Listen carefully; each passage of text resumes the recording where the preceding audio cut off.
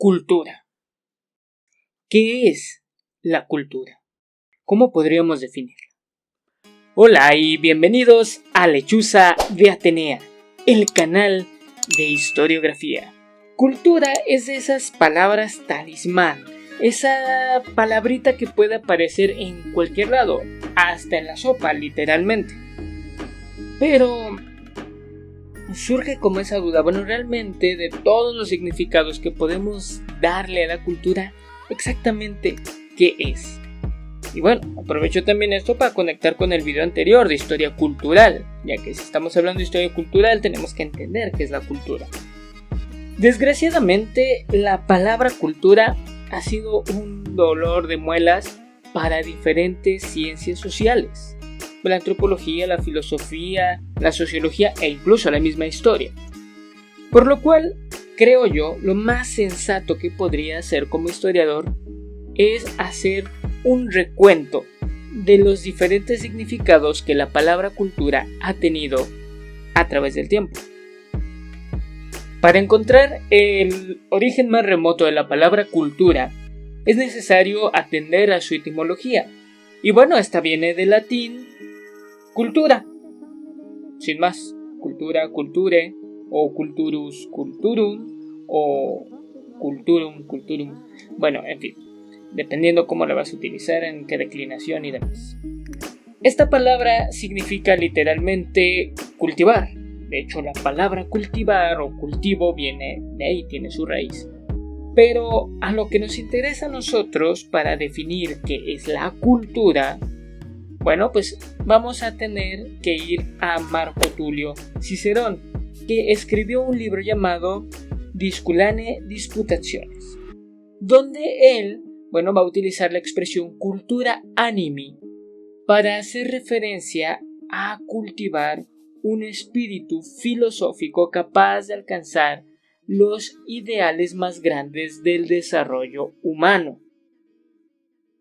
Por desgracia para Cicerón, esta expresión no se puso muy de moda y en la Edad Media prácticamente había caído en el olvido. Y simplemente se utilizaba la palabra cultura en su significado original, que es de donde precisamente ya en el romance castellano va a surgir la palabra cultivo, cultivar e incluso agricultura, que es cultivar el campo. Ayer, cultura. En fin, eso no es lo importante aquí. Miles de años después, el filósofo Francis Bacon retomaría la misma metáfora de Cicerón, diciendo la fuerte necesidad que hay de cultivar y fertilizar las mentes, en referencia a la necesidad que se tenía en ese momento de educación. Ya con estos precedentes podemos ir entendiendo hacia dónde va a ir la palabra cultura, porque ya en el siglo XVIII será uno de los conceptos capitales para entender qué es cultura. La palabra se popularizó como algo propio de espíritus elevados, como un depósito de conocimientos, gustos refinados, pero también de hábitos deseables que toda persona tenía que esforzarse por adquirir, pero que no todos podían hacerlo. Ser culto o considerarse culto era dedicar tiempo a la filosofía, a las ciencias, al arte, a la música y a un gran etcétera. Y entonces ser considerado alguien culto, digamos que era así como el premio, precisamente por dedicarle tiempo a esas cosas y así cultivarse a sí mismo. O como decía el filósofo alemán Immanuel Kant, el cultivo de las propias facultades naturales, las facultades del espíritu, del alma y del cuerpo, como medio para toda suerte de posibles fines.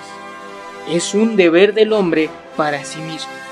Las facultades del hombre deben ser labradas, deben ser cultivadas, para que éste pueda realizarse en lo que se propone. De esta manera, la palabra cultura prácticamente va a tener un tinte de progreso y de civilización, una forma de salir de la barbarie, o como lo fue tomando la Ilustración, como un medio universal para alcanzar la libertad, la manera en que la civilización alcanzaría la mayoría de edad. Pero antes de continuar, si tú quieres ser más culta o culto, entonces deja tu pulgar, suscríbete y dale a la campanita para saber que Lechuza de Atenea ha vuelto, y eso sí, con más cultura. Pero regresando al concepto de cultura, podríamos decir que con esta idea que acabo de explicarles, prácticamente digamos que la cultura se vuelve algo gradual. Existe el culto y el inculto. Mira, Ham, soy Picasso. No entiendo. Cierto inculto. Existe la alta cultura y la baja cultura, en el caso de que ya empezamos a hablar de que la cultura es universal.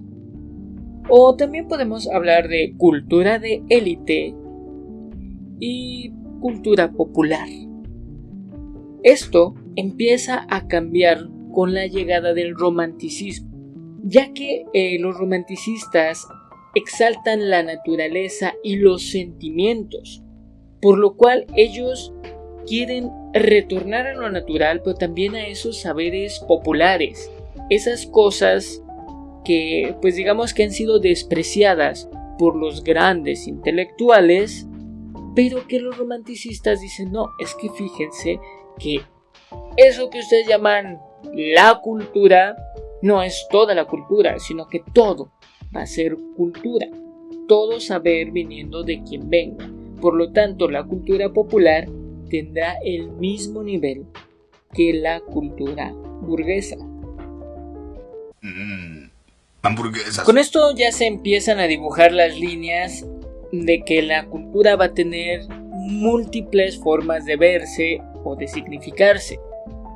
De hecho, sería en 1871, con el auge de las ciencias sociales, que el antropólogo inglés Edward Burnett Taylor escribiría la primera definición formal de cultura. La cultura o civilización, en sentido etnográfico amplio, es ese todo complejo que incluye el conocimiento, las creencias, el arte, la moral, el derecho, las costumbres y cualesquiera otros hábitos y capacidades adquiridas por el hombre en cuanto miembro de una sociedad. Con esta definición de cultura, prácticamente esta pasa a ser algo inherente del ser humano y de la vida en sociedad. Ya no se requiere un esfuerzo, un conocimiento, una disciplina para ser culto. Y es más, el término inculto para la antropología deja de tener sentido. A partir de este punto, la cultura lo atraviesa todo en las actividades del ser humano. Pero ojo, con esto no quiero decir que exista una cultura universal, sino múltiples culturas que conviven entre sí. Como dice el politólogo Agustín Laje, no hay una cultura universal, pero lo cultural es abstracto, es universal en la medida en que el hombre siempre está sujeto a una cultura particular. Más adelante, después de Taylor, el antropólogo Franz Boas, que por cierto es padre de la antropología estadounidense, haciendo crítica a la definición de Taylor y su carácter puramente etnocéntrico y social, introduce al individuo en la definición de cultura, completando así el panorama. Para Boas, la cultura se define de la siguiente manera. Son las reacciones del individuo en la medida que se ven afectadas por las costumbres del grupo en el que vive, y los productos de las actividades humanas en la medida en que se ven determinados por dichas costumbres. Después de Boas, unas décadas más tarde, un par de antropólogos llamados Alfred Kroeber y Clyde Kluckhohn se dieron cuenta que las definiciones e interpretaciones de cultura proliferaban a tal punto que en 1952 recopilaron más de 160 definiciones de cultura en un libro. A manera de síntesis, ellos, después de leer todas estas definiciones, concluyeron que la cultura consiste en patrones de comportamiento, explícitos e implícitos, adquiridos y transmitidos mediante símbolos que constituyen los logros definitivos de los grupos humanos.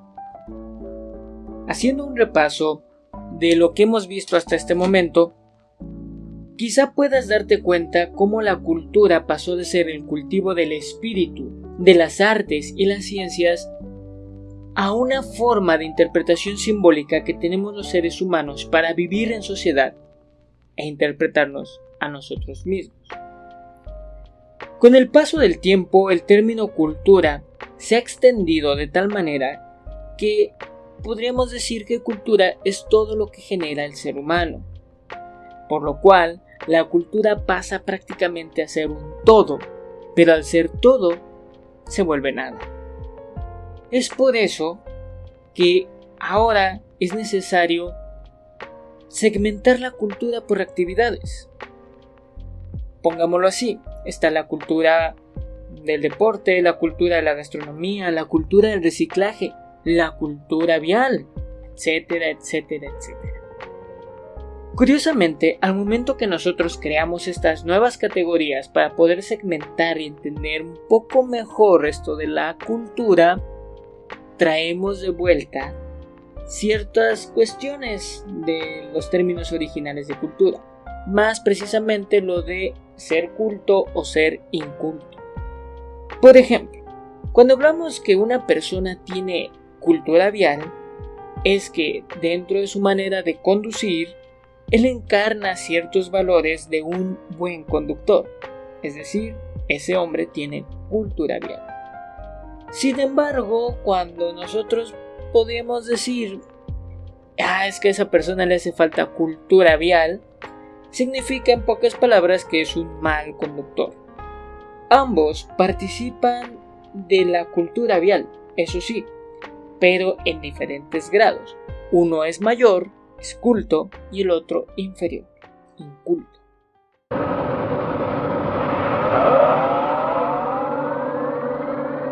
¿Qué te pasa, Goku? No voy a ser yo quien se quede al último. Como puedes ir viendo, esto de definir la cultura es todo un rollo, y a veces va a depender más de la intención de uso que de una definición en concreto. Y es importante para un historiador saber todo esto, tanto conocer los diferentes significados que ha tenido cultura a lo largo del tiempo, como las diferentes formas en que se puede utilizar hoy día. ¿Por qué? Para evitar caer de repente en que, es que suena muy padre decir que estoy haciendo historia cultural, cuando en realidad a lo mejor estás haciendo historia económica u otra cuestión, o simplemente para buscar validación académica. Actualmente la cultura está de moda dentro del mundo académico, así que pues es una palabra que yo sinceramente tomaría con pincitas.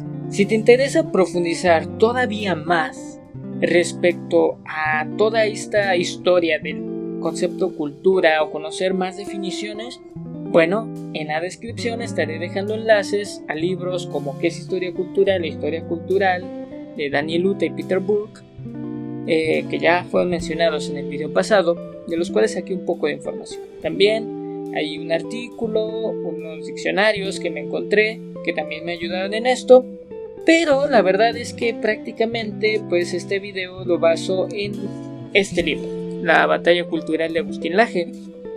La verdad dedica bastante tiempo a definir con claridad toda esta evolución que ha tenido el término cultura, así que si te interesa conocer más, realmente te recomiendo ese libro. Ya para mis seguidores más fieles, no me queda otra cosa más que agradecerles de todo corazón su fidelidad, su espera. Yo no había tenido tiempo de grabar videos, de todo lo que implica hacer guión, grabar, editar. Y prácticamente ya había pensado dejar por la paz esto de Lechuza de Atenea, porque al no poder estar subiendo videos constantemente, los que conocen el algoritmo de YouTube es una bestia insaciable, que te demanda videos siempre. Y al no hacerlo, pues prácticamente va escondiendo tu contenido hasta prácticamente desaparecerlo. Aunque, a diferencia de lo que yo pensaba, bueno, es que aparecieron ustedes con sus comentarios, con sus suscripciones, haciendo crecer esto. Y bueno, la verdad es que fue genial. Y de repente, de estar por darme por vencido, decidí retomar este canal. Sí, me tuve que hacer tiempo, mi agenda para poder hacerlo, pero es que ahora vengo con más ánimo de esto, o sea, porque la verdad, ustedes lo merecen, son una comunidad increíble. Yo no esperaba eso, realmente yo pensé que el canal iba a morir y al contrario, creció y creció gracias a cada uno de ustedes. Gracias por sus comentarios, sus likes, por todo ese cariño, por todo eso que realmente pues fue como una motivación súper fuerte. Gracias, de corazón, muchas gracias. Y claro, Lechuza Atenea no se detiene, va a volver. Y no solo eso, sino que se vienen cosas bastante interesantes que podrán no solamente disfrutar en YouTube, sino en otras plataformas. Y otro canal en el que yo estaré con otros historiadores trabajando. Va a ser algo súper genial. Yo sé que va a ser súper divertido en cuanto empecemos ese nuevo canal. Yo les aviso. Y bueno, voy a tener otros proyectos que ya me están saliendo y que estoy ya finalmente teniendo el tiempo para hacer. Por lo mientras, no quito el dedo del renglón en Lechuza Atenea, que es lo que a ustedes más les gusta. Eso es todo por hoy. Nos vemos en la próxima aquí, en Lechuza Atenea.